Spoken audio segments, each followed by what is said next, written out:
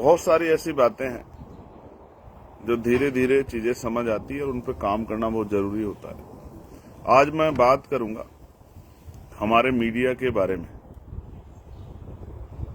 और हमारे महापुरुष इस पे क्या कहते थे, इस बारे में भी बहुत जानकारी आपको दूंगा। पहले मैं मीडिया की बात बताता हूं। मैंने यहीं रहते कई सर्वे देखे हैं,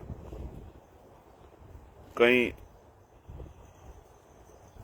अखबारों के सर्वे, कई एजेंसियों के सर्वे, और उन सर्वे में एक बात कॉमन है कि सारे सर्वे ने आजाद समाज पार्टी काशीराम को सर्वे से बाहर रखा है।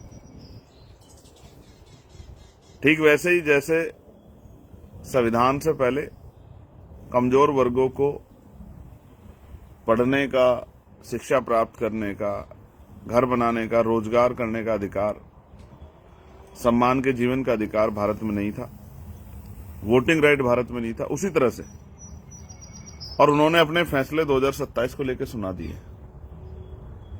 अब भारतीय मीडिया के चरित्र से आप अनजान नहीं। किस तरह का चरित्र है मीडिया का, ये भी आप समझ सकते हैं, आपने देखा भी है। कोई घटना आपके खिलाफ होती है, अपराधियों का प्रचार प्रसार किया जाता है, आपके द्वारा किए गए आंदोलन को हिंसक उग्र आंदोलन बताया जाता है और आपके विरोधियों का महिमा मंडल किया जाता है। ये मीडिया का चरित्र है। और मीडिया का चरित्र हो भी क्यों ना, क्योंकि इतने बड़े बड़े चैनल्स बनाए, इतने बड़े अखबार बनाए हैं, तो बिना सरकारी विज्ञापन के चल नहीं सकते हैं, बिना विज्ञापन के चल नहीं सकते हैं, बिना डोनेशन के चल नहीं सकते हैं। आप पे डोनेशन देने को है नहीं, बड़ी बड़ी पार्टियों पर, चाहे सत्ता की या विपक्ष की, तो आप दे नहीं सकते डोनेशन। सरकारें दे सकते हैं, विपक्ष दे सकता है मजबूत। इसलिए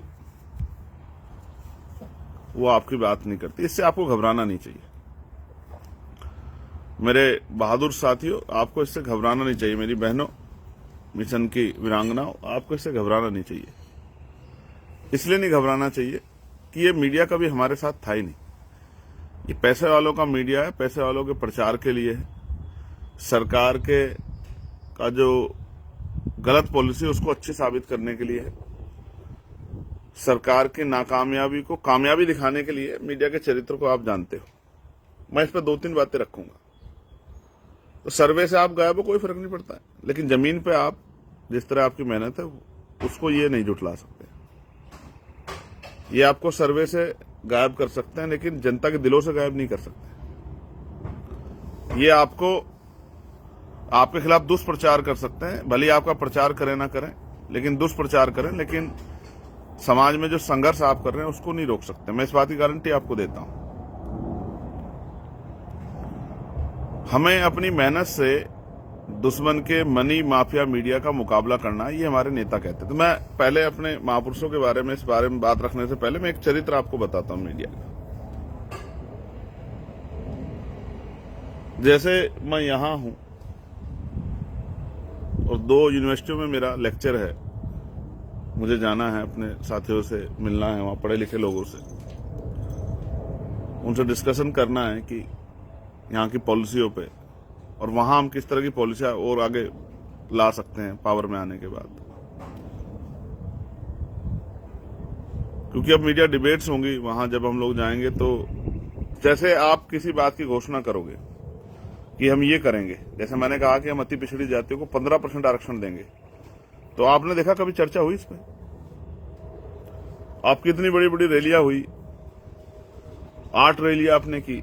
आप ही सोचो अपने घर बैठ के, क्या उन पर मीडिया ने चर्चा की कि आजाद समाज पार्टी इतनी बड़ी रैली कर रही? लेकिन विपक्ष ने या सत्ता पक्ष ने कोई छोटी सी रैली भी की जिसमें 10,000 लोग आ गए, तो उस पर भी बहुत बड़ा, देखिए कितना बड़ा जो है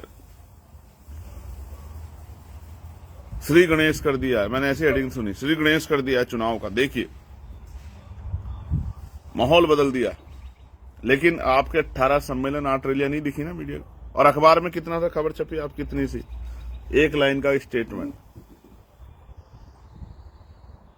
ये है मीडिया का चरित्र। आपकी सारी मेहनत को मीडिया एक कोने में, कॉर्नर में जगह देगा छोटी। जैसे कोई कई घटना होती है तो मीडिया महिमा मंडल करता है कि साहब इन्होंने ये कर दिया, इन्होंने ये कर दिया, ये कर दिया, ये कर दिया, और जब वो आदमी निर्दोष पाया जाए तो छोटी सी एक कटिंग देते हैं कि भाई वो निर्दोष पाएगा, लेकिन उससे पहले उसको अपराधी साबित कर देता है मीडिया। हमारी बहुत बड़ी घटना को, बहुत बड़ी कामयाबी को, बहुत बड़े संघर्ष को, बहुत बड़े परिवर्तन को दिखाएगा इतना ना के बराबर, और हमारी जरा सी गलती को दिखाएगा इतना बड़ा, जैसे हमने जो है किसी के हिस्से का सारा अधिकार छीन लिया। और यही मीडिया का चरित्र, ये आपने यूजीसी पे भी देखा था। जैसे मैं यहां हूं, मैं यहां अपने लोगों में रह के मेहनत कर रहा हूं, 400-400, 500 लोग एक एक स्टेट में मुझे सुनने के लिए आ रहे हैं, और वो सिर्फ सुनने नहीं आ रहे, उनके सवाल भी होते हैं मीटिंग के बाद में।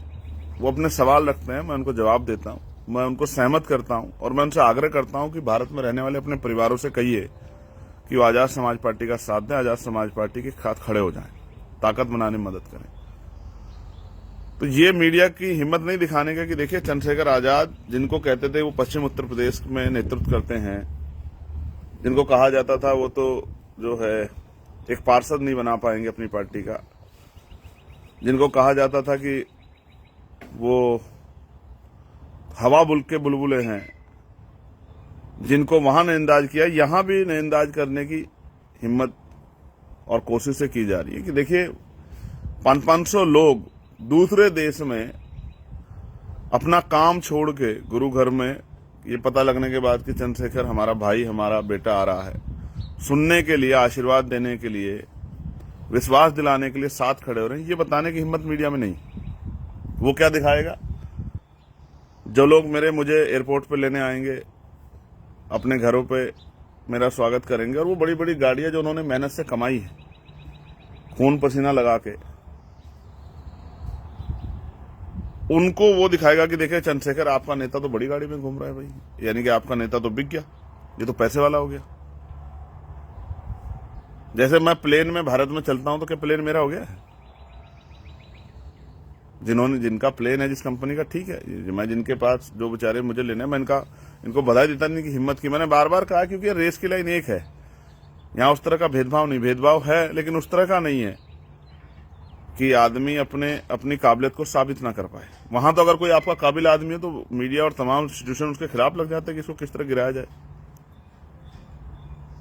लेकिन यहां अब ये देखने का तरीका है, नजरिया है कि मीडिया क्या दिखाएगा। जैसे पिछली बार मैं जिस गाड़ी में बैठ के घूमा, वो गाड़ी हमारे लोगों ने मेहनत से की, तो उन्हें चला देखे चंद्रशेखर करोड़ों गाड़ी में घूम रहे हैं, लेकिन ये नहीं बता रहे कि जिस गाड़ी में मैं घूम रहा हूं वो गाड़ी यहाँ हमारे लोग, जो भारत में 90% लोग उसको गाड़ी को नहीं खरीद सकते, वो गाड़ी हमारे लोगों ने यहाँ खरीदी है मेहनत करके। जैसा घर भारत में 90% लोगों बनी, वैसे घर बनाए हमारे लोगों ने यहाँ मेहनत करके। कोई कंस्ट्रक्शन का काम करता है, कोई होटल्स का काम करता है, कोई गाड़ी चलाता है, कोई पेट्रोल पंप पे काम करता है, किसी ने अपना पेट्रोल पंप खोला है, तमाम इस तरह के काम जो मैं देख के और किसी ने अपना सबवे खोला है, किसी ने अपना गैस स्टेशन खोला, इस तरह से सब लोगों ने अपने आप को यहाँ। और यहाँ सबसे बड़ी बात है, भारत के लोगों को सीखना पड़ेगा कि भारत में हम पे जमीन नहीं है, भारत में हम पे बड़े पैमाने पे बिजनेस नहीं है, व्यापार नहीं है, भारत में हम पे बड़े पैमाने पे हमें लोन नहीं मिलेगा, हम पे उस तरह की आर्थिक स्थिति नहीं है। भारत में हम पे अगर एक ही चीज कोई है वो है शिक्षा।